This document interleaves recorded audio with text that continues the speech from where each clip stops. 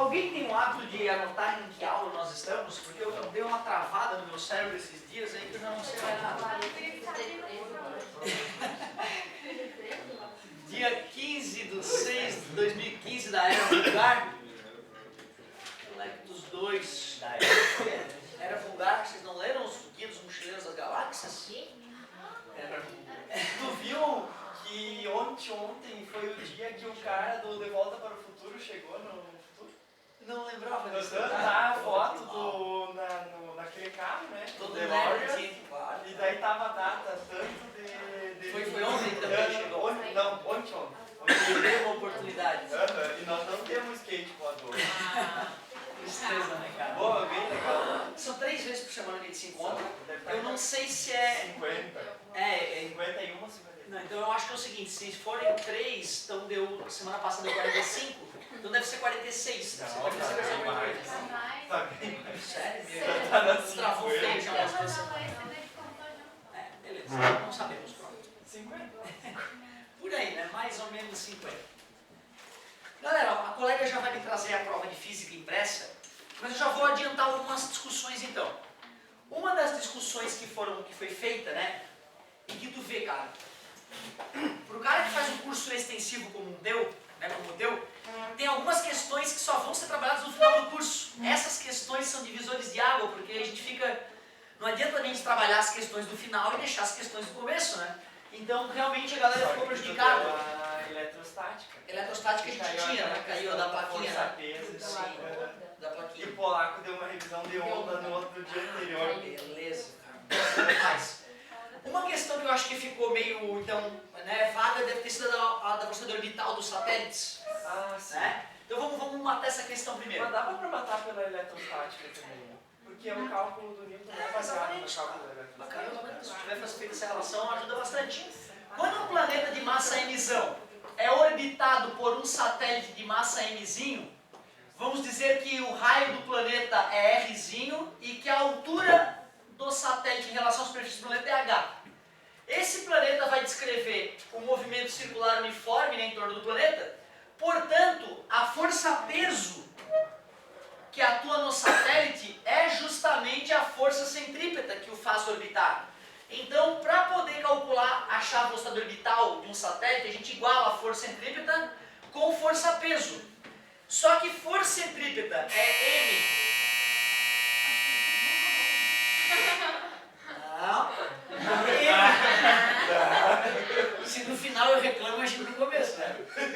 mv ao quadrado sobre r. E a fórmula da força-peso, embora m vezes g possa nos satisfazer, ela originalmente é a lei de atração das massas, né?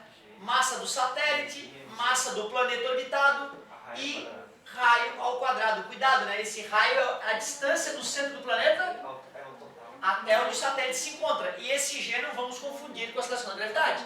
É a constante gravitacional universal, aquele valor minúsculo. Funciona para todos os planetas. Exatamente, para todo, teoricamente para todo o universo, né? Igual a, peguei a fórmula da força centrípeta, igualei a lei de atração das massas de Newton. Que é a mesma da atração das cargas. Exatamente, por isso que, né, estava fresquinho na mente, de certa forma. Dá para cortar a massa do planeta de um lado e do outro, desculpa, a massa do satélite, a massa do planeta é o mzão. Vou cortar o R aqui com aquele ao quadrado ali e vou isolar o V. Assim eu descubro que a velocidade orbital fica g, mzão, e esse R não custa mostrar que é o raio do planeta mais a altura de órbita, né? Raiz quadrada disso. É assim que se determina a velocidade orbital de um satélite em torno do planeta. Depende da massa do planeta, da altura em que orbita e do raio do planeta orbitado. Muitíssimo obrigado, desculpe o incômodo. Obrigado. Então, olha só. Questão 51. UPF, inverno 2015.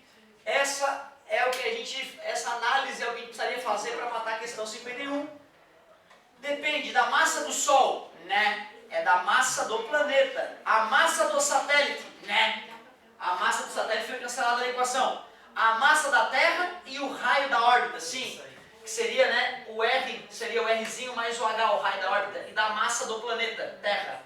Essa é a letra correta, a letra C. Mas é que tipo de prova que é? Tem 3 tipos. Tipo A.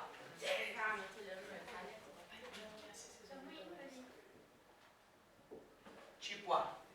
Retornando na questão 50. Retornando na questão 50, então. Façamos de trás para frente no começo. A queda de um elevador em um prédio no centro de Porto Alegre no final de 2014 reforçou as ações de fiscalização desses equipamentos, especialmente em relação à superlotação. Para quem não sabe, né, andar de elevador é o meio de transporte mais seguro do mundo. Tu morrerá muito, né, tem muito mais chance de morrer andando a pé, andando de bicicleta, andando de skate, certo? Andando a pé no meio da missa, do que no elevador. O elevador é foda, o elevador salva as pessoas. Raramente alguém morre dentro do elevador, pela queda do elevador. É verdade. E mais coisa ainda, às vezes o prédio desmorona, a galera vai pro elevador e como o fosso do elevador é resistente, né? A galera que foi pro elevador sobrevive. Bizarro. Se o elevador começar a cair e tu tiver para esse espírito, deite. Certo? Deitar é a melhor forma de, né, que o fêmur não penetre na cavidade abdominal durante a queda, né? É muito comum o cara que cai em pé do elevador morrer porque o fêmur acaba furando a cavidade abdominal. Deitar é uma opção. Mas queda livre, o cara deitar na queda livre não dá, né? Tá se flutuando no elevador, vou deitar. Não faz sentido, né? Só se o freio tá atuando, né? Então tu ainda tá espremido contra o chão. Tu talvez tenha a presença de espírito de deitar no elevador, é o que a física recomenda para diminuir a chance de morte. A partir desse fato, o professor de física resolve explorar o tema em aula e apresenta aos alunos a seguinte situação. Um homem de 70 kg está apoiado sobre uma balança calibrada em newtons no interior do elevador, que desce a razão de 2 metros por segundo ao quadrado. Considerando G igual a 10 metros por segundo ao quadrado, pode-se afirmar que a intensidade da força indicada pela balança será... Se ele desce, ele flutua. É o peso menos a... Legal, garoto. Como a aceleração é para baixo, mesmo que ele descesse, né? Como a aceleração é para baixo, a força resultante tem que ser para baixo. As forças que atuam no sujeito são o peso e a normal que a balança exerce sobre ele. Então a força resultante tem que ser o peso menos a normal, né? Certo? Força resultante é massa vezes aceleração. Aceleração do elevador. Elevador. Peso é m vezes g, e aí eu vou poder calcular normal. Menos passa mais passa menos. Portanto, a normal, que é a leitura da balança, colocando o m em evidência, ficaria desse jeito.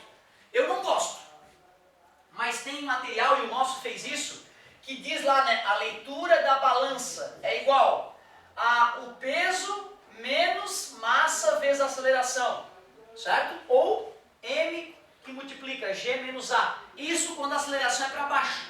Se a aceleração fosse para cima, seria peso mais m vezes g, né? Eu acho que usar uma fórmula pronta faz o aluno não pensar, eu acho perigoso. Eu prefiro que ele saiba fazer um diagrama de corpo livre e aplicar a segunda lei de Newton, né? Certo? Assim, todo tipo de questão, todo. Normal é igual massa do cara, 70, gravidade, 10, aceleração do elevador, 2, 70 vezes 8, anormal, 560 newtons. Como essa balança está calibrada em newtons, ela lê 560. A de amor. Retornando mais uma questãozinha, vamos discutir. Acertasse? Ai, ai. 49. Recentemente foi instalado em Passo Fundo uma ciclovia para que a população possa andar de bicicleta, é o mínimo, né? Imagine que em um final de semana pai e filho resolveram dar uma volta, cada um com sua respectiva bicicleta, andando lado a lado, com a mesma velocidade. Admitindo-se que o diâmetro das rodas da bicicleta do pai é o dobro do diâmetro das rodas da bicicleta do filho. Pode-se afirmar que as rodas da bicicleta do pai, em relação às da bicicleta do filho, giram com esse raciocínio. A velocidade da bicicleta do pai é igual à velocidade da bicicleta do filho. A velocidade linear? A angular não. Depende, né? Depende do raio. A angular não. Depende. Vai depender. A angular. Agora, olha só que interessante. A velocidade das bicicletas são iguais porque estão lado a lado. E como o pneu está parado em relação ao chão, eu sei que a extremidade do pneu está com a própria velocidade da bicicleta, em relação ao centro do pneu.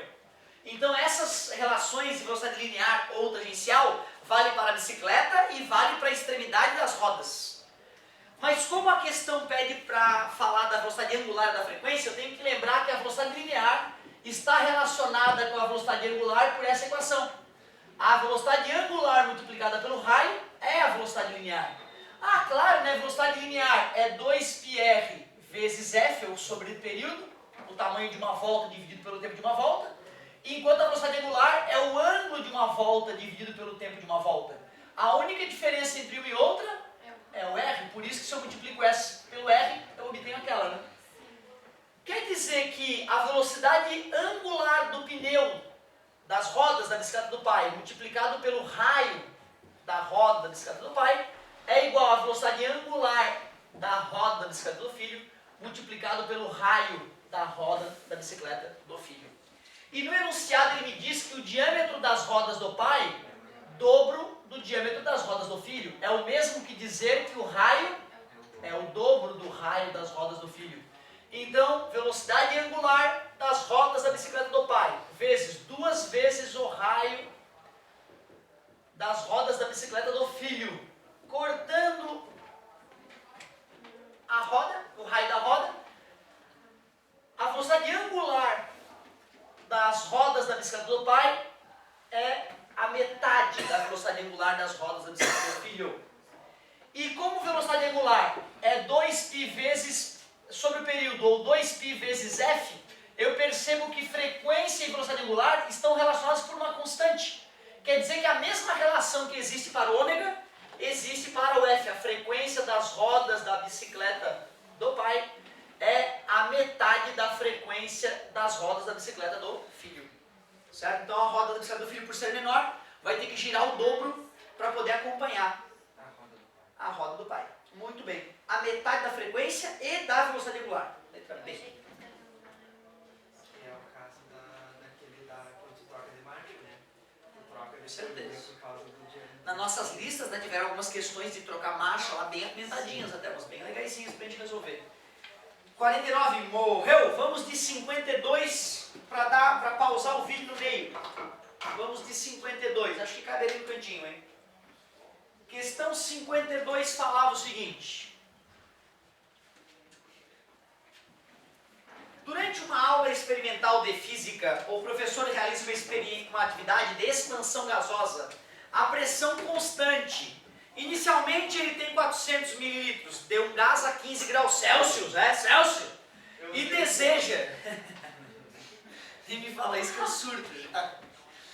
E deseja, se bem que o cara usando em Celsius, o cara percebe que ia dar um erro, né? Porque não ia, fechava, não fechava, aí o cara tinha que... Depois descontar, né? Isso. Daí dá pra ter visão, eu acho. Igual e não fechava. Bom, exatamente. Eu não sei, eu fui eu que falei do gás pra vocês, né?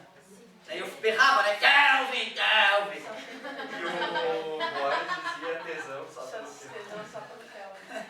Então, beleza. Ainda citamos esse detalhe. Como era uma transformação gasosa, tive tipo um fotão na cabeça. E como a pressão era constante, eliminei. A unidade de volume não precisa nos preocupar. Então, mililitro em ambos os lados, sem problema. Só que os 15 graus Celsius tinha que somar 263 para ir para 288 Kelvin. Era a temperatura inicial. Aí a gente calcula a temperatura final. Corta os zerinhos. 4T igual a 5 vezes 288. Temperatura 5 vezes 288 sobre 4. Temperatura igual 144, 72 vezes 5, 150 mais 10, 360 Kelvin. Mas como ele pediu em Celsius, eu pego os 360, subtraio 273, dá 7, 15 menos 7 dá 8, 2 menos 2 dá 0, 87 graus Celsius, letra D. Essa aí não pode perder esse tipo de questão. Kelvin! Muito bem. Vamos de questão 53 agora. Chegamos à metade da nossa provinha.